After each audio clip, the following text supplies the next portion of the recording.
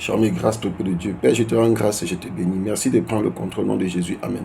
Vraiment, parfois, moi, je dis, je ne vais plus parler du Cameroun, mais quand tu vois la situation de notre nation, ajouter à cela des choses que toi-même tu as vécues, ce n'est pas facile. Parce que quand tu vois la réalité, la vérité, quand tu vois tous ces gens-là qui nous dirigent, que tu as eu à assister même certains, que tu as eu même à assister certains dans certains séminaires, parfois en tant qu'un traducteur, quand tu le vois et que tu sais que ce sont eux qui sont en train de détruire notre nation, ça fait pitié. Vraiment, ça fait mal. Ça fait mal.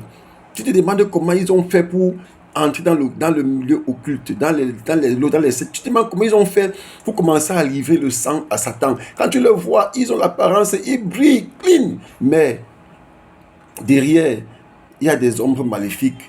Ça fait pitié, vraiment.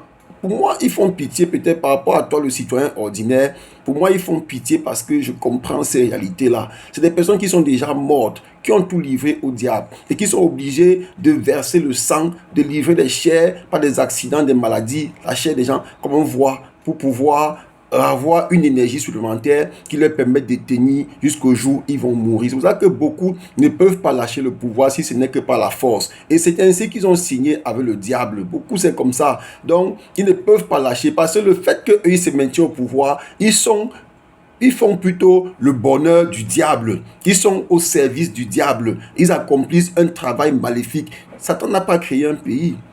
C'est Dieu qui a créé le Cameroun, c'est Dieu qui a créé les pays africains, c'est lui qui a créé le Burkina, il a créé le Mali, il a créé le Niger.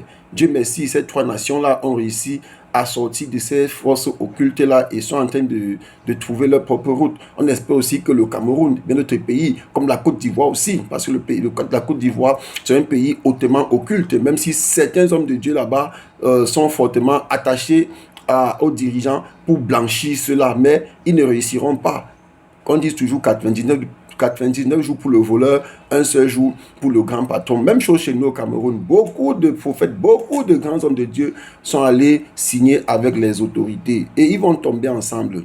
Ce n'est pas notre souhait que vous tombiez, bien-aimés. Mais quand les prophètes parlent tous les jours, ils disent repentez-vous, repentez-vous. Ça veut dire qu'il y a encore temps pour la repentance. Je suivais encore ce matin un prophète interpellait des grands musiciens du Cameroun, des grands joueurs de football du Cameroun, des grands footballeuses du Cameroun. Repentez-vous. Pourquoi? Parce que les footballeuses, elles vont ensemble comme l'homme va avec la femme. Des grands musiciens vont ensemble comme d'autres sont venus en Inde, en Asie, partout, signer des pactes pour avoir la notoriété. Mais aujourd'hui, le Dieu qui voit tout est en train de dire repentez-vous. Il est en train de dire repente. Pourquoi il dit repentez-vous? Parce qu'il veut vous sauver.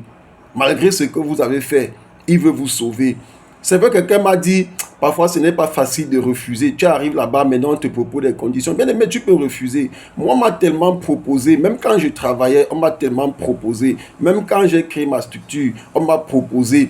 On m'a tellement... Et quand je refuse, parfois on me crée des blocages. Mais j'accepte, je pleure, mais après je suis toujours là. Cependant, je suis tranquille, c'est que Satan n'est pas le maître de ma vie. Mais quand je regarde cela, parfois ils vont vous humilier. Bien aimé, on humilie. Moi maintenant, je suis en train d'apprendre même à résister. Quand on m'humilie, j'apprends. Parce qu'avant, je ne supportais pas. Avant, quand tu m'humilies, je trouve une ouverture, je frappe, même si tu vas encore me frapper après.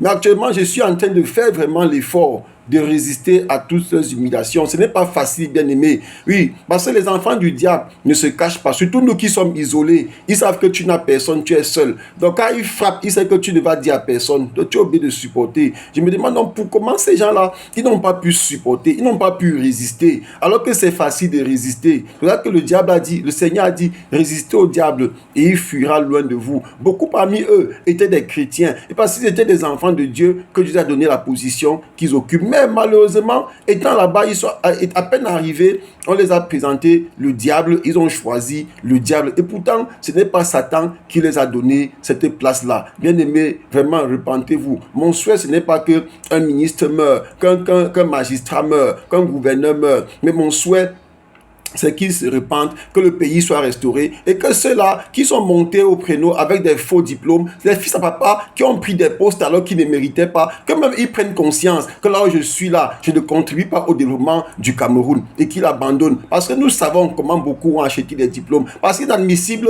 qu'un gouvernement ait des gens qui ont des 2 doctorats, des 3 doctorats, des 4 doctorats, des 5 masters et que le pays ne se développe pas.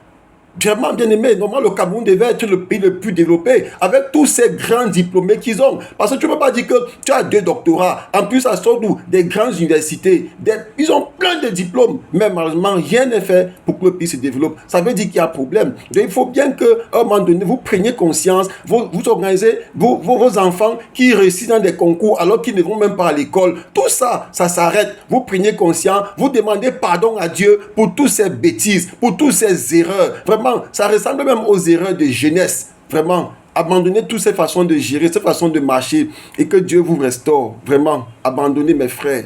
Ne dis pas que je suis grand.